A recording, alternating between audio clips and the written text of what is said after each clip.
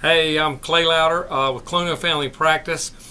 It's summertime here in South Carolina, and we are seeing a lot of summertime injuries. One of the main ones that we see is a fish hook injury. And I have an unusual way that I like to treat that, and I wanted to show it to you today. Now, there are three ways to remove a fish hook. One way is to go to the doctor, get some local anesthetic put into it, and get the hook removed that way. The second way is the pull-through method, where you take the hook and you actually push it through, cut off the barb with something heavy, and then remove the fish hook. Both those to me are boring. The best way to take a fish hook out that I think is called the string jerk method. I didn't learn this in medical school or in residency, but I learned it from my Uncle Steve Louder, who's a professional fisherman. And so I'd like to show you today the way that I jerk a hook out. Now, first thing you need to understand is fish hook physiology. This is a Gamakatsu chemically sharpened fish hook.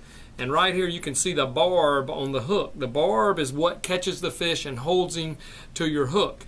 Well, unfortunately, when that goes into human skin, the barb catches and won't come out. And to get it out, you have to release that barb. So the number one thing you need to remember about that is how to release the barb on this fish hook.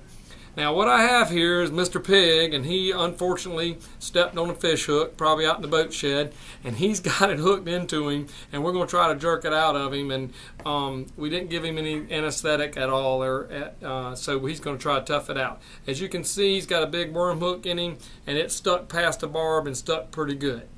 Now, what I've done is I've taken some braided line, and I've doubled it up, and so I've made it into a strong connection, and I'm going to put that over the fish hook, and I'm going to jerk it out. Now, I'm not going to pull it, and I'm not going to ease it out. And what I'm going to do, the most critical part, is to use my left hand to put pressure on the hook to release the barb so that I can jerk it out.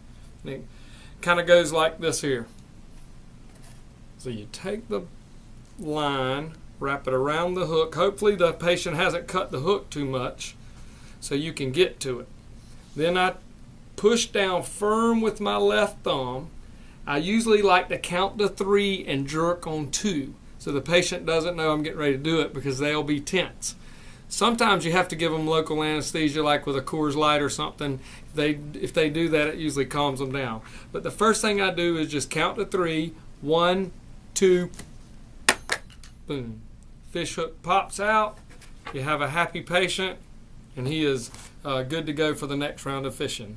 So that's been Clay Louder with my fish hook removal. Hope you have a great summer.